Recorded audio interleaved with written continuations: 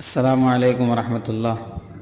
سامعین سے گزارش کی جاتی ہے کہ ہمارے چینل اتحاد الانصار میں جن کتابوں کی آڈیو ریکارڈنگ ہوئی ہے انہیں بھی سنیں اور اپنے دوست و احباب میں اسے شیئر کریں۔ آپ کی آسانی کے لیے ان کے لنکس ڈسکرپشن میں دے دیے گئے ہیں، اور ہمارے چینل کو سبسکرائب کرنا نہ بھولیں۔ جزاک اللہ خیر۔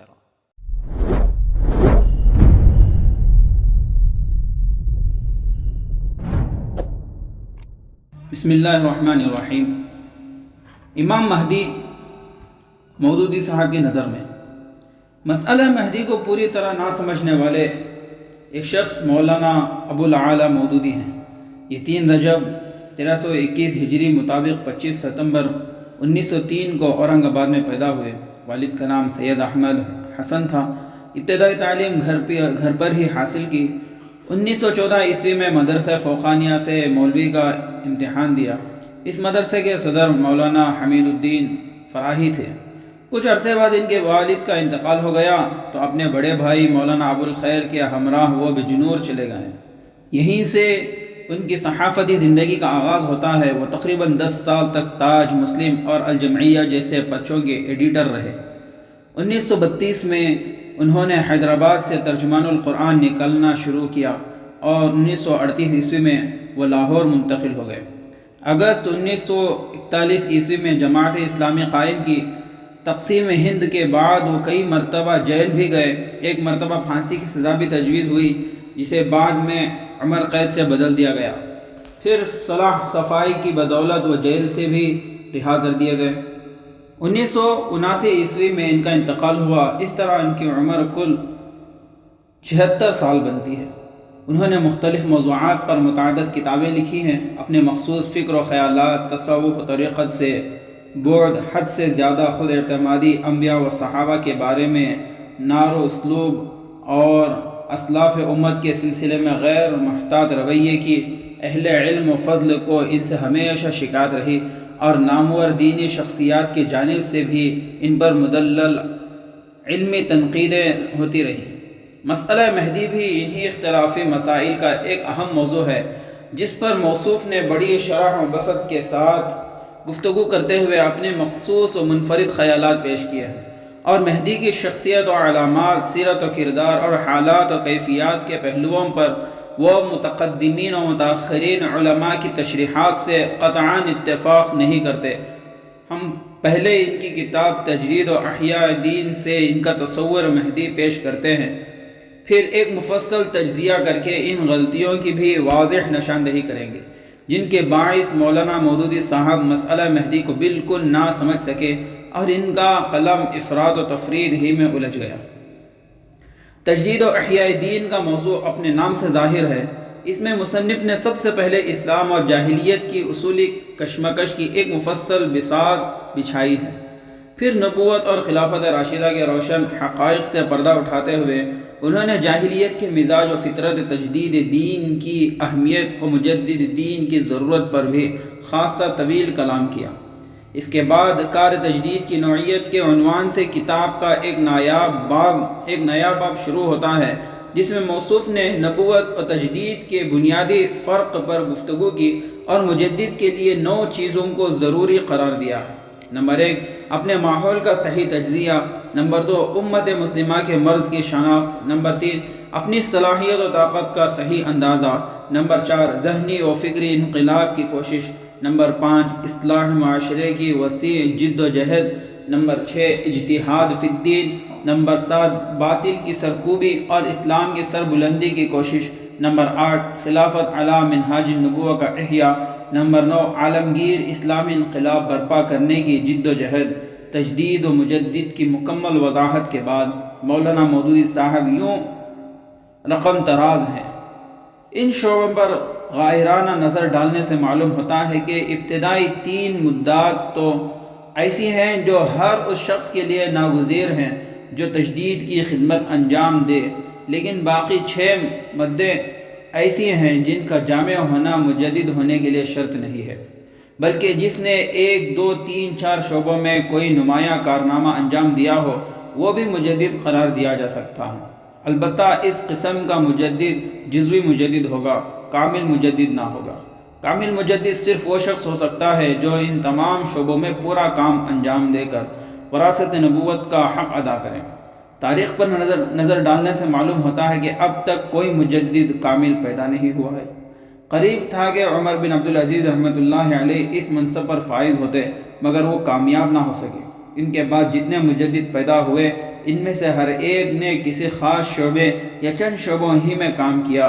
مجدد کامل کا مقام ابھی تک خالی ہے، مگر عقل چاہتی ہے، فطرت مطالبہ کرتی ہے اور دنیا کے حالات کی رفتار متقاضی ہے کہ ایسا لیڈر پیدا ہو، خواہ اس دور میں پیدا ہو یا زمانے کی ہزاروں گردشوں کے بعد پیدا ہو۔ اسی کا نام امام المہدی ہوگا، جس کے بارے میں صاف پیشن گوئیاں نبی کریم صلی اللہ علیہ وسلم کے کلام میں موجود ہیں۔ حضور صلی اللہ علیہ وسلم کی ان پیشن گوئیوں میں امام مہدی کے حسب و نسب، نسل و خاندان، نام و ولدیت، شکل و صورت اور عادات و اخلاق سے متعلق ہمیں بھی بہت سی تفصیلات بھی ملتی ہیں۔ کیا ان کے ظہور کی طرح یہ تفصیلی علامات بھی صحیح اور درست ہیں؟ مولانا مودودی صاحب جواب دیتے ہیں، میں اس نتیجہ پر پہنچا ہوں کہ نفس ظہور مہدی کی خبر کی حد تک تو یہ روایت صحیح ہے، لیکن تفصیلی علامات کا بیشتر بیان غالباً وضعی ہے، اور اہل غرض نے شاید بعد میں ان چیزوں کو اصل ارشاد نبوی پر اضافہ کیا ہے۔ مختلف زمانوں میں جن لوگوں نے مہدی موعود ہونے کی جھوٹے دعوے کیے ہیں، ان کے لٹریچر میں بھی آپ دیکھیں گے کہ ان کی ساری فتنہ پردازی کے لیے مواد انہی روایت نے بہم پہنچایا ہے۔ میں نے جہاں تک نبی کریم صلی اللہ علیہ وسلم کی پیشن گوئیوں پر غور کیا ہے، ان کا اندازہ یہ نہیں ہوتا کہ کسی آنے والی چیز کی علامات و تفصیلات اس طریقے سے کبھی آپ نے بیان کی ہوں جس طرح ظہور مہدی کی احادیث میں پائی جاتی ہیں۔ آپ بڑی بڑی اصولی علامات تو ضرور بیان فرما دیا کرتے تھے، لیکن جزئی تفصیلات بیان کرنا آپ کا طریقہ نہ تھا۔ بعض روایات کے حد تک تو یہ بات صحیح ہو سکتی ہے کہ وہ غلط اور یقیناً موضوع ہیں، کیونکہ ان کے راوی شیعیت اور خارجیت کی وجہ سے ضعیف اور ناقابل اعتبار ہیں، لیکن ہمارے پاس تو ایسی روایتوں کی کمی نہیں جن کے راوی شیعیت میں مبتلا ہیں نہ خارجیت سے۔ انہیں کوئی سروکار ہے، بلکہ جرح و تعدیل کے ائمہ بھی انہیں صدوق و ثقہ قرار دیتے ہیں، تو کیا تفصیل و علامات کے باب میں ان حضرات کی صحیح احادیث کو بھی ٹھکرا دیا جائے؟ مولانا مودودی صاحب جواباً عرض کیا کرتے ہیں کہ امام مہدی کے متعلق جو احادیث مختلف کتب حدیث میں مروی ہیں، ان کے متعلق میں اپنے تحقیق کا خلاصہ اس سے پہلے عرض کر چکا ہوں۔ جو لوگ مہدی کے متعلق کسی روایت کو ماننے کے لیے اتنی بات کو کافی سمجھتے ہیں کہ وہ حدیث کی کسی کتاب میں درج ہے یا تحقیق کا حق ادا کرنے کے لیے صرف اس مرحلے تک پہنچ سکتے ہیں کہ راویوں کے متعلق یہ معلوم کر لیں کہ وہ ثقہ ہیں یا نہیں، ان کے لیے درست ہے کہ اپنا وہی عقیدہ رکھیں جو انہوں نے روایات میں پایا ہے۔ لیکن جو لوگ ان روایات کو جمع کر کے ان کا باہمی مقابلہ کرتے ہیں اور ان میں بکثرت تعارضات پاتے ہیں، نیز جن کے سامنے بنی فاطمہ، بنی عباس اور بنی امیہ کی کشمکش کی پوری تاریخ ہے، اور وہ صریح طور پر دیکھتے ہیں کہ اس کشمکش کے فریقوں میں سے ہر ایک کے حق میں متعدد روایات موجود ہیں، اور راویوں میں سے بھی اکثر و بیشتر وہ لوگ ہیں جن کا ایک نہ ایک فریق سے کھلا ہوا تعلق تھا، ان کے لیے یہ بہت مشکل ہے کہ ان روایات کی ساری تفصیلات کو صحیح تسلیم کر لیں۔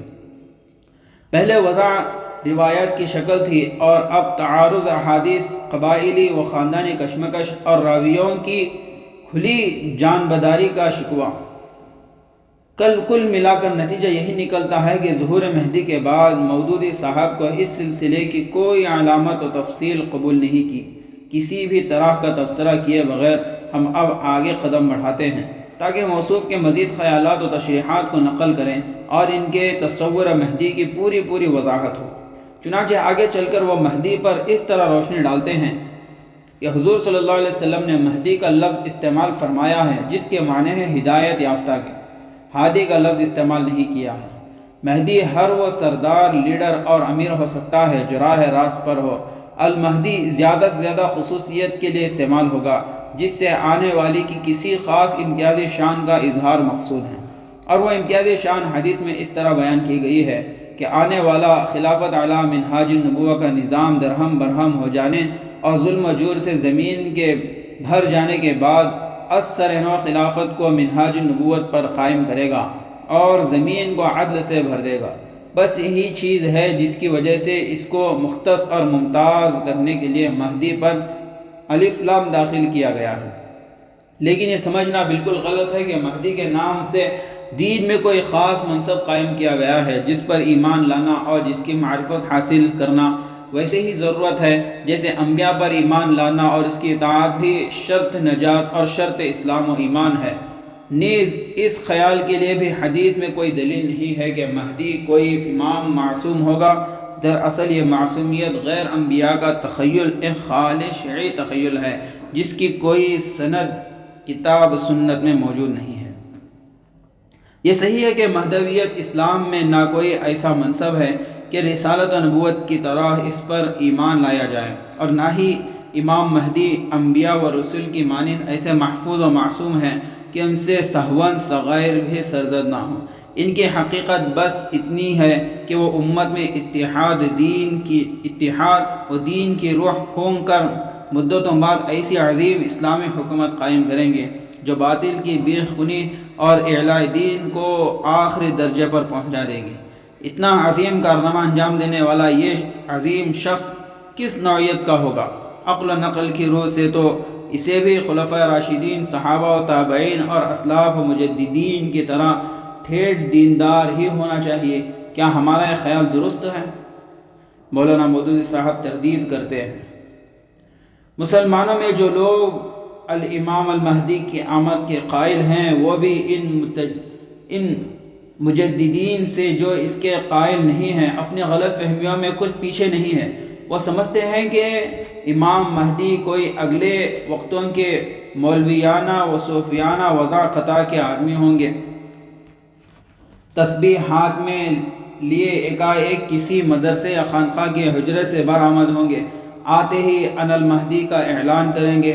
علماء اور مشائخین کتابیں لیے ہوئے پیچھے جائیں گے اور کئی ہوئی علامتوں سے ان کے جسم کی ساخت وغیرہ کا مقابلہ کر کے انہیں شناخت کر لیں گے، پھر بیعت ہوگی اور اعلان جہاد کر دیا جائے گا۔ چلے کھینچے ہوئے درویش اور سب پرانے طرز کے بقیت السلف ان کے جھنڈے تلے جمع ہوں گے۔ تلوار تو محض شرط پوری کرنے کے لیے برائے نام چلانی پڑے گی، اصل میں سارا کام برکت اور روحانی تصرف سے ہوگا۔ پھونکوں اور وظیفوں کے زور سے میدان جیتے جائیں گے، جس کافر پر نظر ماریں گے تڑپ کر بے ہوش ہو جائے گا، اور محض بددعا کی تاثیر سے ٹینکوں اور ہوائی جہازوں میں کیڑے پڑ جائیں گے۔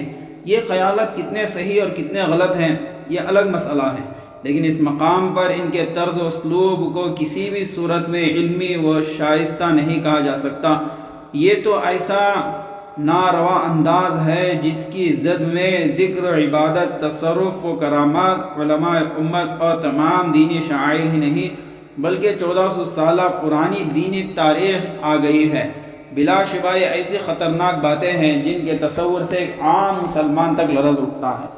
ہم تو یہی کہہ سکتے ہیں کہ وہ اس مقام پر اگر تھوڑی دیر بھی غور کر لیتے تو ایسی ناشائستہ باتیں لکھتے ہوئے ان کا قلم ضرور شرماتا۔ آگے رقم تراز ہیں۔ ظہور مہدی کے متعلق عام لوگوں کے تصورات کچھ اسی قسم کے ہیں، مگر میں جو کچھ سمجھتا ہوں اس سے مجھ کو معاملہ بالکل برعکس نظر آتا ہے۔ میرا اندازہ یہ ہے کہ آنے والا اپنے زمانے میں بالکل جدید ترین طرز کا لیڈر ہوگا۔ وقت کے تمام علوم جدیدہ پر اس کو مجتہدانہ بصیرت حاصل ہوگی۔ زندگی کے سارے مسائل مہمہ کو وہ خوب سمجھتا ہوگا۔ عقلی و ذہنی ریاست، سیاسی تدبر اور جنگی مہارت کے اعتبار سے وہ تمام دنیا پر اپنا سکہ جما دے گا اور اپنے عہد کے تمام جدیدوں سے بڑھ کر جدید ثابت ہوگا۔ مجھے اندیشہ ہے کہ اس کی جدتوں کے خلاف مولوی اور صوفی صاحبان ہی سب سے پہلے شورش برپا کریں گے۔ پھر مجھے یہ بھی امید نہیں کہ اپنی جسمانی ساخت میں وہ عام انسانوں سے کچھ بہت مختلف ہوگا کہ اس کی علامتوں سے اس کو تاڑ لیا جائے۔ نہ میں یہ توقع رکھتا ہوں کہ وہ اپنے مہدی ہونے کا اعلان کرے گا، بلکہ شاید اسے خود بھی اپنے مہدی موعود ہونے کی خبر نہ ہوگی۔ وہ اس کی موت کے بعد اس کے کارناموں سے دنیا کو معلوم ہوگا کہ یہی تھا وہ خلافت کو منہاج النبوت پر قائم کرنے والا جس کے آمد کا مژدہ سنایا گیا تھا۔ جیسا کہ میں اپنے پہلے اشارہ کر چکا ہوں، نبی کے سوا کسی کا یہ منصب نہیں ہے کہ دعوے سے کام کا آغاز کرے، اور نہ نبی کے سوا کسی کو یقینی طور سے یہ معلوم ہوتا ہے کہ وہ کس خدمت پر مامور ہوا ہے۔ مہدویت دعویٰ کرنے کی چیز نہیں، کر کے دکھانے کی چیز ہے۔ اس قسم کے دعوے جو لوگ کرتے ہیں، جو ان پر ایمان لاتے ہیں، میرے نزدیک دونوں اپنے علم کی کمی اور ذہن کی پستی کا ثبوت دیتے ہیں۔ پہلا شبہ، یہاں معاصرین نے متعدد سوالات کیے، انہی میں سے ایک سوال تو یہ تھا کہ آپ کے کہنے کے مطابق جب امام مہدی مولویانہ لباس میں ہونے کے بجائے جدید بلکہ تمام جدیدوں سے بڑھ کر جدید ہوں گے تو کیا ان کی وضاحت بھی جدید اور ماڈرن ہوگی جو آج کل پہیوں کا شعار ہے؟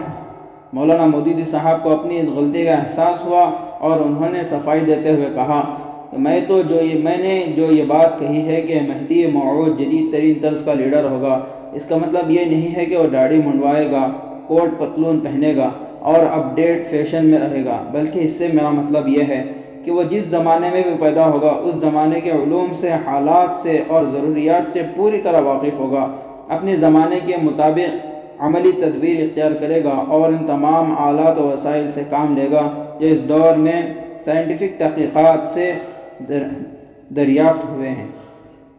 دوسرا شبہ، بعض شخصیتوں نے یہ ظاہر کیا کہ مہدی کی تفصیلی علامات کا انکار کر کے مولانا مودودی صاحب علوم جدیدہ، مسائل مہمہ، سیاسی تدبر اور صرف جدید لیڈر جیسے اوصاف کا تذکرہ کر رہے ہیں جو خود ان کی ذات پر منطبق ہوتے ہیں۔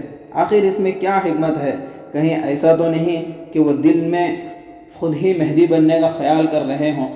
مولانا مودودی صاحب اس پر بھڑک اٹھے اور اس کی تردید کرتے ہوئے کہا، اس قسم کے شبہات کا اظہار کرنا کسی ایسے آدمی کا کام تو نہیں ہو سکتا جو خدا سے ڈرتا ہو، جسے خدا کے سامنے اپنی ذمہ داری کا احساس ہو اور جس کو اللہ تعالیٰ کی یہ ہدایت بھی یاد ہو، اجتنبوا کثیرا من الظن ان بعض الظن اثم۔ جو حضرات اس قسم کے شبہات کا اظہار کر کے بندگان خدا کو جماعت اسلامی کی دعوت حق سے روکنے کی کوشش فرما رہے ہیں، میں نے ان کو ایسی خطرناک سزا دینے کا فیصلہ کر لیا ہے جس سے وہ کسی طرح رہائی حاصل نہیں کر سکیں گے۔ وہ سزا یہ ہے کہ انشاءاللہ میں ہر قسم کے دعووں سے اپنا دامن بچھاتے ہوئے اپنے خدا کی خدمت میں حاضری دوں گا اور پھر دیکھوں گا کہ یہ حضرات خدا کے سامنے اپنے ان شبہات کی اور ان کو بیان کر کے لوگوں کو حق سے روکنے کی کیا صفائی پیش کرتے ہیں۔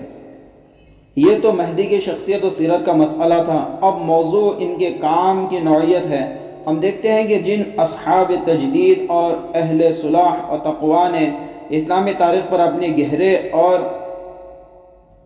اننٹ نقوش چھوڑے ہیں، برکت اور روحانی تصرف جیسے عنوان سبھی سے وابستہ رہے اور ان سے بے شمار کشف و کرامات کا بھی ظہور ہوا، حالانکہ یہ سب موصوف کی اصطلاح میں محض جزوی مجدد تھے۔ تو امام مہدی جو موصوف کے بقول مجدد کامل ہیں، کیا کشف و کرامات سے بالکل ہی خالی ہوں گے اور ان کی انقلابی فتوحات میں وہ برکت و نصرت ذرا بھی کار فرما ہوگی جس کا اہل نظر انبیاء و رسول، خلفاء راشدین، صحابہ و تابعین وغیرہ کے تمام زمانوں میں مشاہدہ کرتے رہے ہیں؟ مولانا مودودی صاحب اقرار کرتے ہوئے لکھتے ہیں کہ مہدی کے کام کی نوعیت کا جو تصور میرے ذہن میں ہے وہ بھی ان حضرات کے تصور سے بالکل مختلف ہے۔ مجھے اس کے کام میں کرامت و خوارق، کشوف و الہامات اور چلوں اور مجاہدوں کی کوئی جگہ نظر نہیں آتی۔ میں یہ سمجھتا ہوں کہ انقلابی لیڈر کو دنیا میں جس طرح شدید جد و جہد اور کشمکش کے مرحلوں سے گزرنا پڑتا ہے، انہی مرحلوں سے مہدی کو بھی گزرنا پڑے گا۔ وہ خالص اسلام کی بنیاد پر ایک نیا مذہب، فکر، اسکول آف تھاٹ پیدا کرے گا، ذہنیتوں کو بدلے گا، ایک زبردست تحریک اٹھائے گا جو بیک وقت تہذیبی بھی ہوگی اور سیاسی بھی۔ جاہلیت اپنی تمام طاقتوں کے ساتھ اس کو کچلنے کی کوشش کرے گی، مگر بالآخر وہ جاہلی اقتدار کو الٹ کر پھینک دے گا اور ایک ایسا زبردست اسلامی اسٹیٹ قائم کرے گا جس میں ایک طرف اسلام کی پوری طرح روح کار فرما ہوگی اور دوسری طرف سائنٹیفک ترقی اوج کمال پر پہنچ جائے گی۔ جیسا کہ حدیث میں ارشاد ہوا ہے، اس کی حکومت سے آسمان والے بھی راضی ہوں گے اور زمین والے بھی۔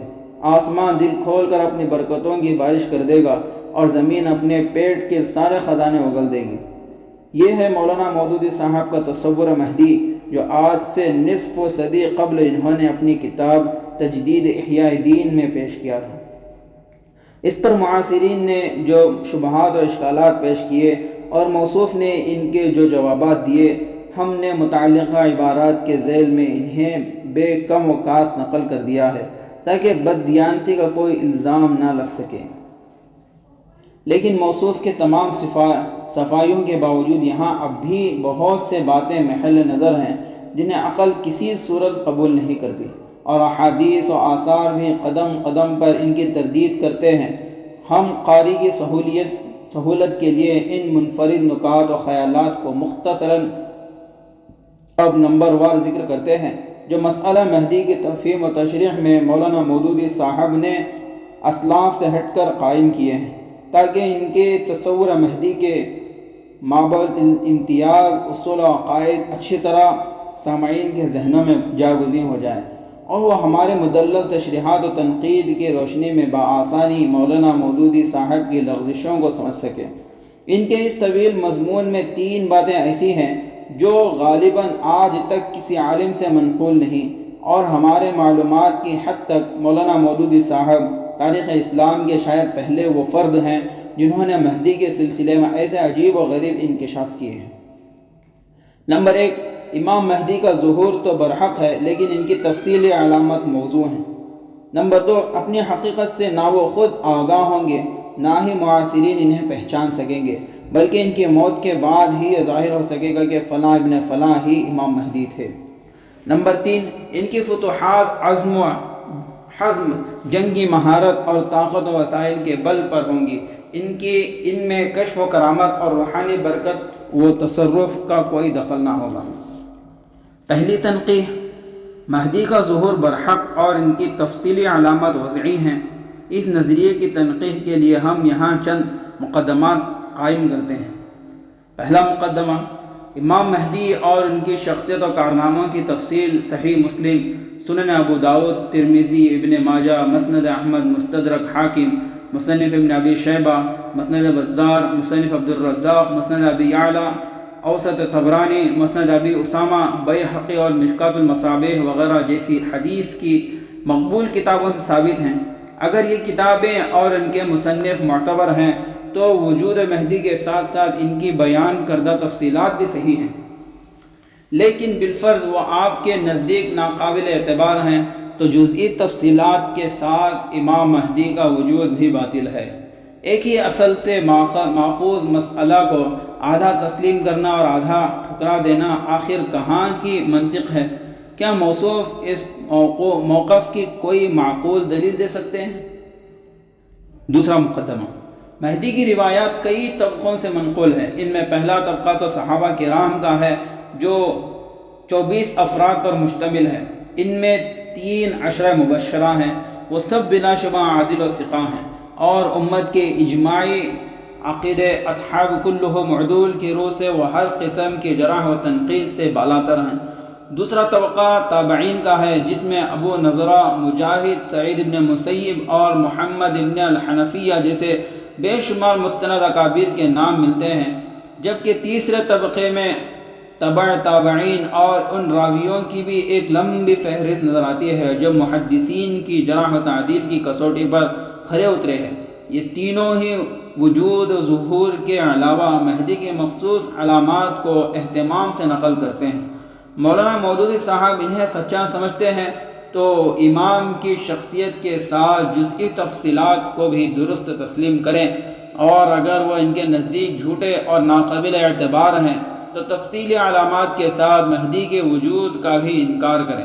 ایک شخص کو اصول و مبادی میں ثقہ قرار دینا اور فروع و تشریح کے باب میں جھٹلا دینا عقل و نقل کے خلاف ہے۔